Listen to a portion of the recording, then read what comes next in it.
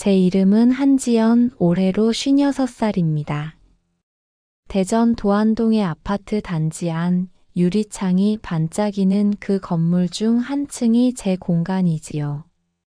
남들이 보기엔 넓고 환한 집, 정리 잘 된 주방, 가지런한 식물 화분들이 놓인 따뜻한 집일 겁니다. 하지만 저에게 그곳은 오래된 감정의 무덤이었습니다. 남편 이성훈 씨는 중견 건설사 임원으로 늘 바쁘고 늘 무표정했습니다. 퇴근 후에도 노트북을 덮지 않았고 식탁에서도 휴대폰만 바라봤습니다.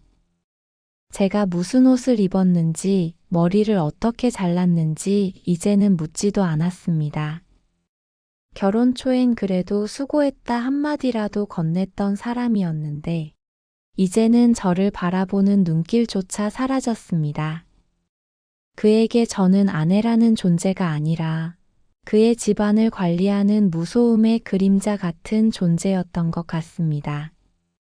그날 출장을 간다고 말하던 아침이 떠오릅니다. 3개월 정도 걸릴 거야. 그는 구두를 신으며 무심하게 말했습니다. 그 짧은 한마디가 내내 귓가에 남았습니다. 문이 닫히자 집안 공기가 한순간에 달라졌습니다. 처음엔 오히려 후련했습니다. 긴장도 불편함도 없는 공간. 하지만 그 해방감은 오래가지 않았습니다. 며칠 지나자 그 고요가 제 숨통을 조여오기 시작했습니다.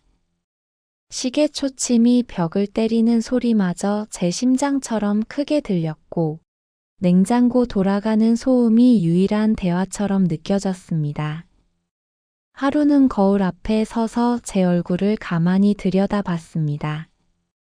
피부는 여전히 곱다는 말을 듣지만 눈동자는 비어 있었습니다. 눈가엔 웃음보다 무표정이 굳은 시간이 쌓여 있더군요. 남편과 마지막으로 손을 잡은 게 언제였는지 기억조차 나지 않았습니다. 30년을 함께 살았지만 그의 손길이 내 어깨에 닿은 적보다 빗물이 더 자주 제 몸에 닿았던 것 같습니다. 밤이 되면 그 공허함이 더욱 깊어졌습니다.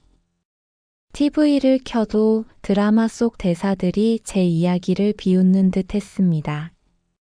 남편이 바람을 피웠다. 이혼을 결심했다. 그런 대사들이 나올 때마다 마음이 묘하게 흔들렸습니다. 하지만 저는 그런 사람들과 다르다고 생각했습니다. 그저 묵묵히 견디면 되는 줄 알았습니다. 그게 아내의 미덕이라 배웠으니까요. 그러던 어느 날 그 무거운 공기 속에서 이상한 감각이 되살아났습니다. 빗소리가 유난히 거칠던 밤이었습니다. 창문을 세차게 때리던 바람이 마치 제 안에 무언가를 깨우는 듯 했습니다. 탁, 탁, 탁.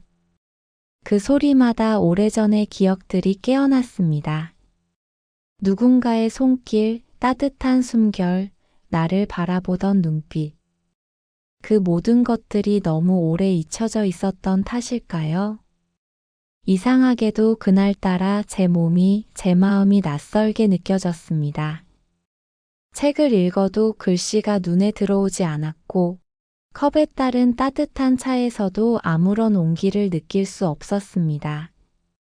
바깥에선 바람이 울부짖었고 창문 틈새로 스며든 냉기가 제 피부를 스쳤습니다. 그 순간 저는 알 수 없는 외로움에 몸을 감쌌습니다. 손끝이 시렸습니다. 심장이 두근거렸습니다. 그리고 아무 이유도 없이 거실로 걸어 나왔습니다. 텅 빈 공간 속에서 제 발소리만 울렸습니다. 내 인생이 이게 다일까? 그때 거울에 비친 제 모습이 낯설었습니다. 단정한 파마 머리, 깔끔한 옷차림. 하지만 그 안의 여자는 이미 오래전에 사라진 듯 보였습니다. 저는 천천히 불을 껐습니다. 그 어둠 속에서 희미한 불빛이 남은 것은 주방의 유리컵에 반사된 가로등 불빛뿐이었습니다. 창밖을 내다보니 검은 하늘을 가르며 비가 더 세차게 내리고 있었습니다. 그날의 공기엔 설명할 수 없는 열이 있었습니다. 바람은 차가웠지만 제 몸은 이상하게 뜨거웠습니다. 무언가가 내 안에서 다시 깨어나는 느낌이었습니다. 이해할 수 없는 감정, 두려움과 기대가 동시에 밀려왔습니다. 남편의 부재가 만들어낸 이 고요함 속에서 저는 처음으로 제 안의 공허함과 마주했습니다. 그리고 그 공허함이 단순한 외로움이 아니라 살고 싶다는 본능적인 갈망이라는 걸 깨달았습니다.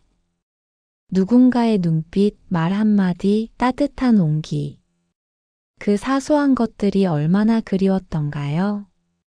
그때는 몰랐습니다. 그날 밤 폭풍우가 이 집의 유리를 깨뜨릴 뿐 아니라 제 인생의 벽을 함께 부숴버린 거라는 걸요.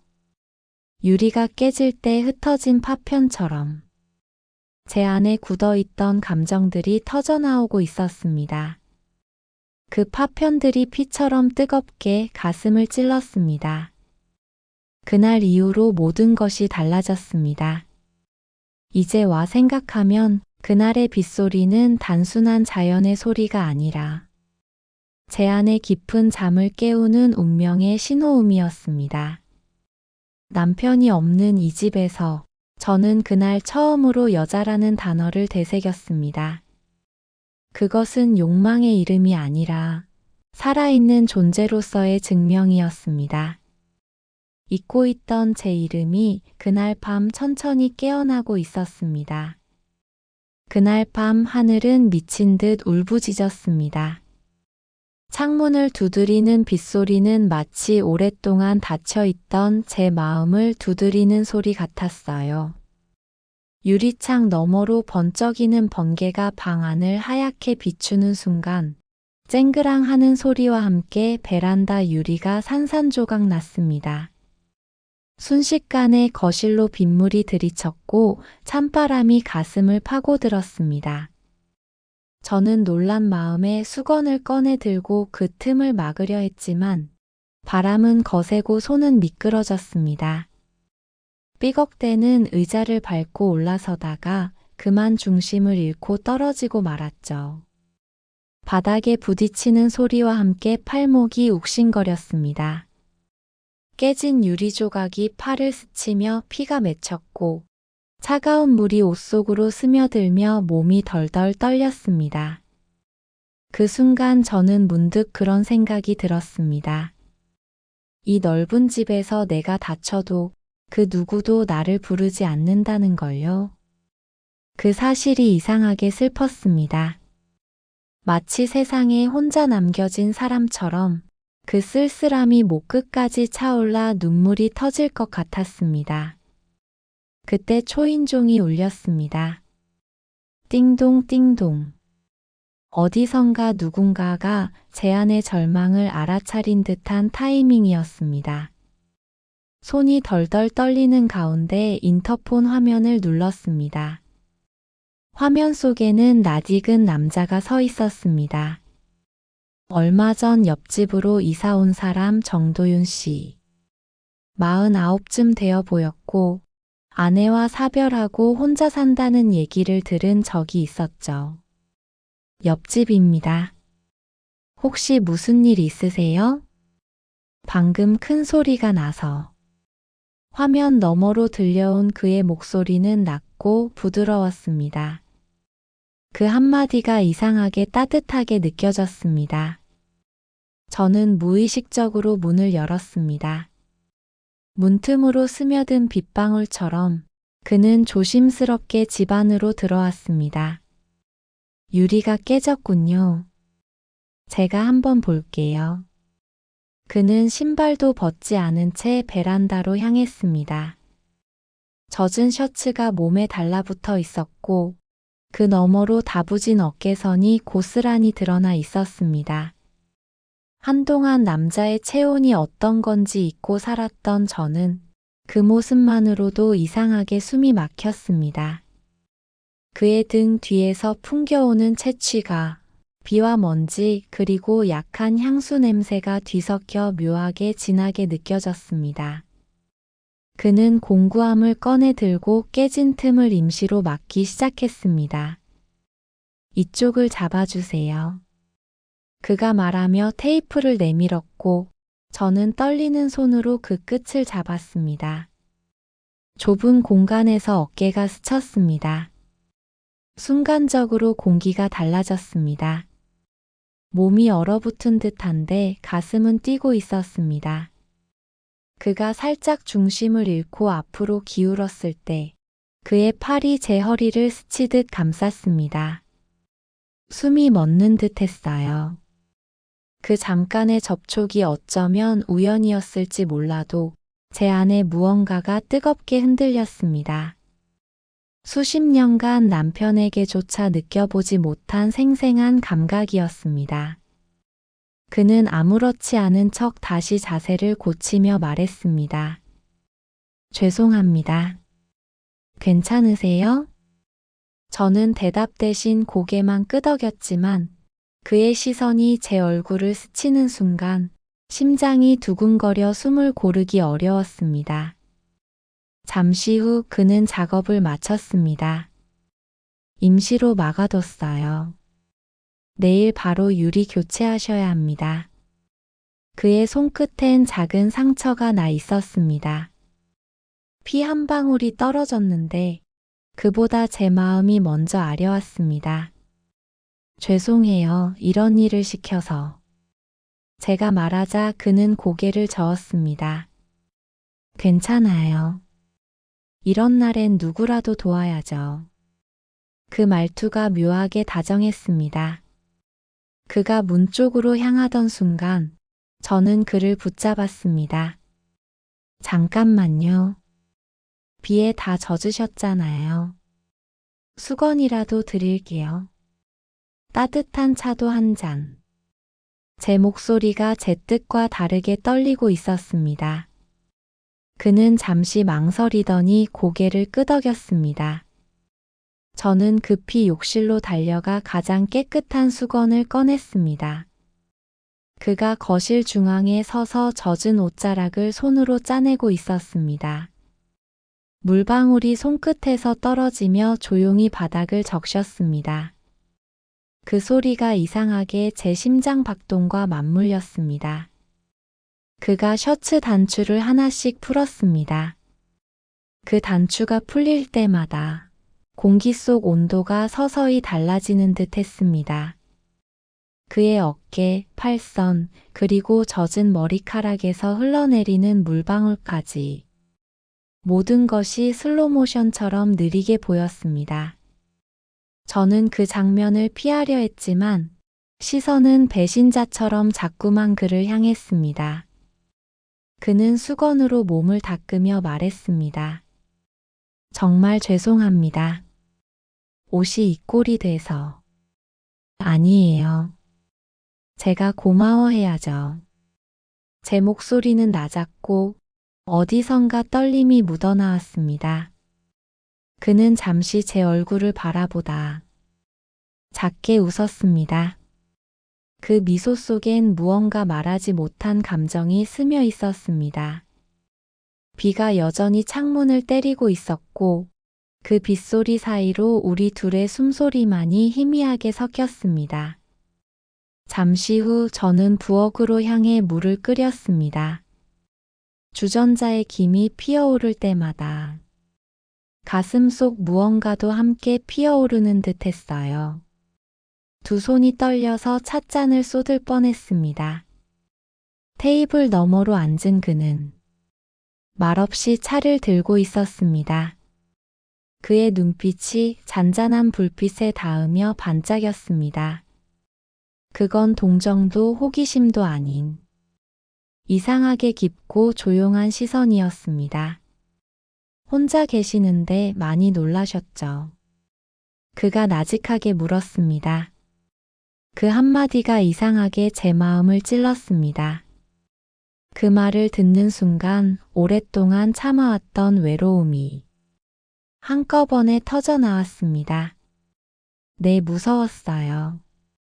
유리가 깨지고 전화도 안 되고 누가 문을 두드려도 대답해 줄 사람이 없다는 게 제 목소리는 점점 떨렸습니다.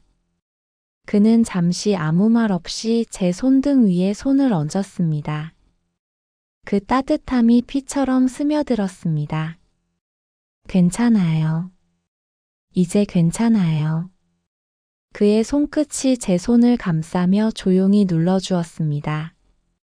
그 작은 압력이 마치 살아있다는 증거처럼 느껴졌습니다. 눈가가 뜨거워졌습니다. 말하지 않아도 전해지는 온기, 그것이 그날 밤 제게 주어진 첫 번째 위로였습니다. 창밖에서는 여전히 폭풍우가 몰아쳤지만 이상하게도 집안은 따뜻했습니다. 빗방울이 유리를 때리는 소리마저 이제는 마음을 진정시키는 자장가처럼 들렸습니다. 그날 저는 깨달았습니다. 누군가의 다정한 손길 하나가 얼마나 오랫동안 잃어버렸던 나를 되살릴 수 있는지를. 그가 돌아간 뒤에도 그의 온기가 제 손끝에 남아 있었습니다.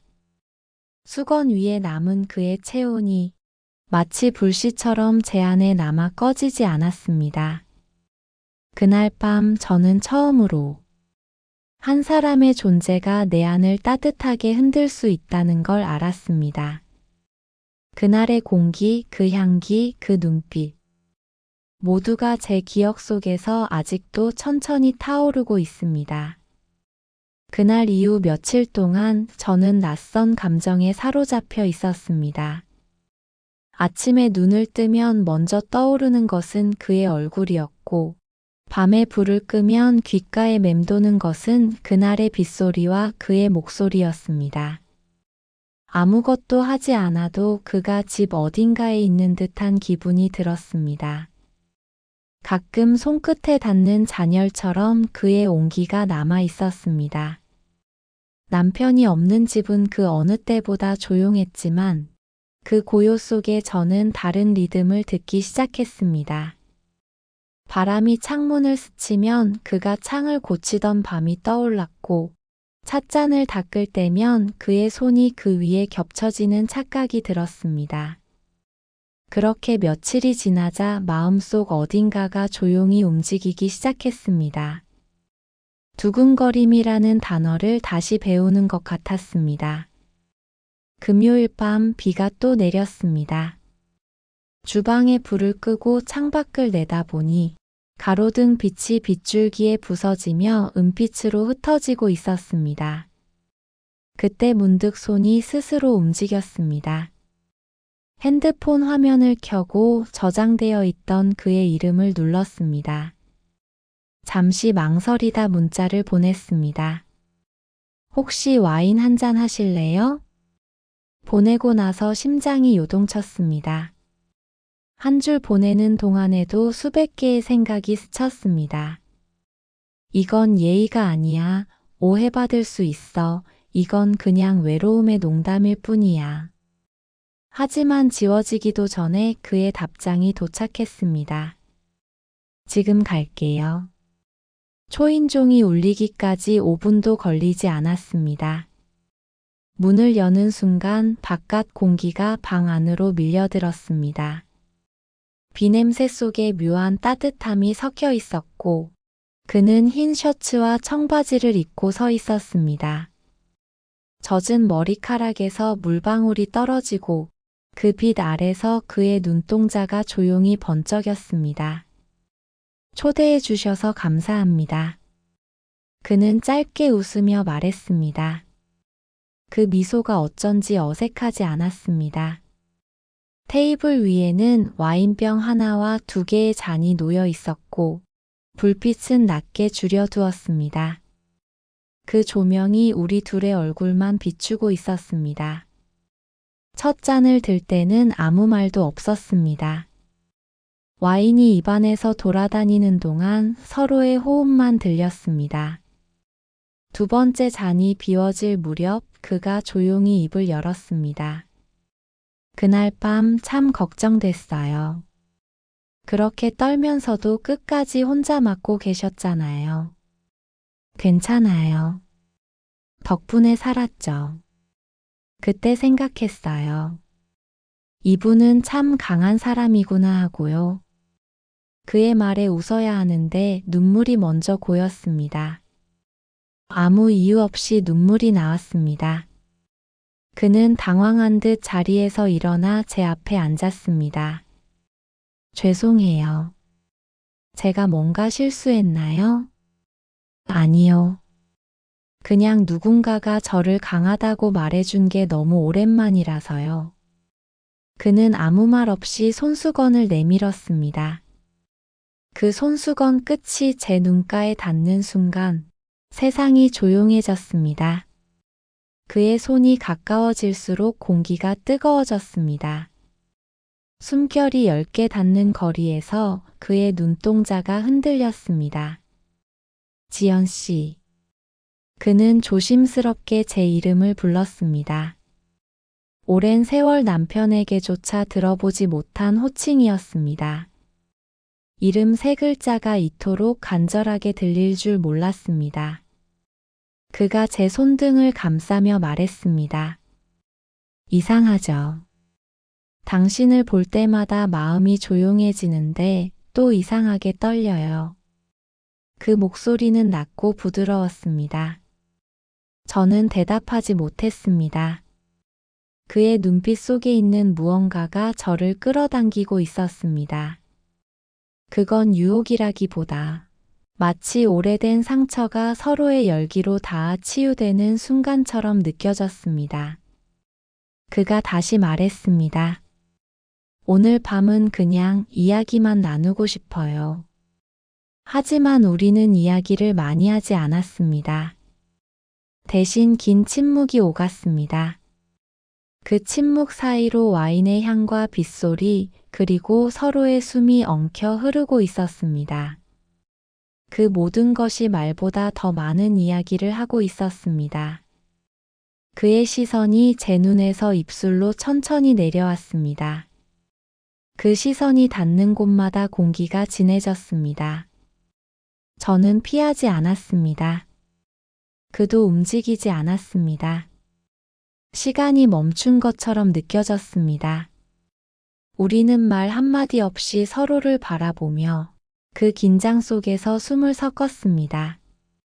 그날 밤 우리는 어떤 선도 넘지 않았지만 그보다 깊은 곳에서 이미 서로를 느끼고 있었습니다. 그의 시선이 제 마음을 감싸고 제 숨결이 그의 가슴에 닿았습니다. 두 사람 사이의 공기는 뜨겁지도 차갑지도 않은 묘한 온도로 흐르고 있었습니다. 그 온도 안에서 저는 살아있음을 느꼈습니다. 밤이 깊어질수록 비는 잔잔해졌고 창문에 맺힌 물방울이 한 줄기씩 천천히 흘러내렸습니다. 그 물길처럼 우리의 감정도 조용히 한 곳으로 흘러 모였습니다. 그는 돌아가기 전 제게 이렇게 말했습니다. 지연 씨, 오늘 이 시간을 잊지 않을게요. 그리고 그의 뒷모습이 문을 지나 사라질 때까지 저는 움직이지 못했습니다. 불을 끄고 남은 빛이 사라진 거실에서 저는 와인잔을 가만히 들었습니다.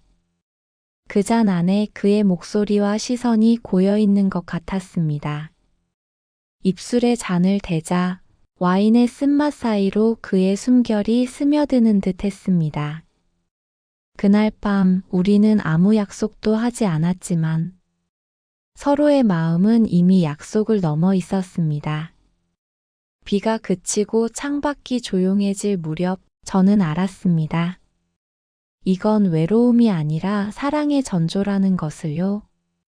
그리고 그 사랑은 곧 모든 것을 바꿀 것이라는 예감도 함께. 그 후 며칠 동안 나는 세상이 달라진 듯한 기분으로 살았습니다. 길을 걸을 때마다 공기가 새로웠고 커피를 마셔도 향이 진하게 느껴졌습니다. 세상이 변한 것이 아니라 아마도 나의 감각이 깨어난 것이겠지요. 그와의 시간은 짧았지만 그 한순간이 내 오랜 인생의 균열을 일으켰습니다. 그 균열 사이로 처음 느껴보는 빛이 스며들었고 나는 그 빛을 외면할 수 없었습니다. 그는 매일 저녁 창문 너머로 내 집의 불빛을 바라본다고 했습니다. 그 불이 켜져 있으면 당신이 오늘도 살아있구나 싶어요. 그 말 한마디가 이상할 정도로 가슴을 쳤습니다. 누군가의 하루가 나의 불빛 하나로 이어진다는 사실. 그것만으로도 세상이 달라 보였습니다. 우리는 자주 만나지 않았습니다.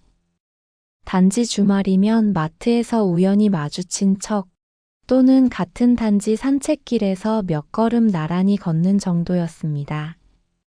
하지만 그 몇 걸음 속에는 수많은 말과 떨림이 숨어 있었습니다. 우리가 바라본 건 하늘이나 나무가 아니라 서로의 마음이었습니다. 그러던 어느 날 그가 나를 향해 조용히 말했습니다. 지연 씨, 나랑 멀리 떠날까요? 그 말이 공기 중에 퍼지는 동안 시간이 잠시 멈춘 것 같았습니다. 그의 눈빛엔 두려움과 간절함이 함께 있었죠. 나는 아무 말도 하지 못했습니다. 그의 말 속에는 사랑과 동시에 모든 걸 버릴 각오가 담겨 있었으니까요. 그날 밤 잠이 오지 않았습니다. 천장에 비친 가로등 불빛이 깜빡일 때마다 그의 얼굴이 떠올랐습니다. 함께 도망칠까? 아니면 이대로 사라질까? 수백 번을 생각해도 답이 나오지 않았습니다. 하지만 마음속에서는 한 가지 소리가 들렸습니다. 이제는 두렵지 않다. 그의 존재는 내 삶의 끝이 아니라 새로운 시작의 신호였던 겁니다. 사랑이 죄일지라도 그 사랑이 나를 살게 했다면 그것은 벌이 아니라 구원이었습니다. 그러나 운명은 언제나 잔인할 만큼 정확한 순간에 다가옵니다. 그날 오후 현관문 비밀번호가 눌리는 소리가 들렸습니다. 남편이었습니다.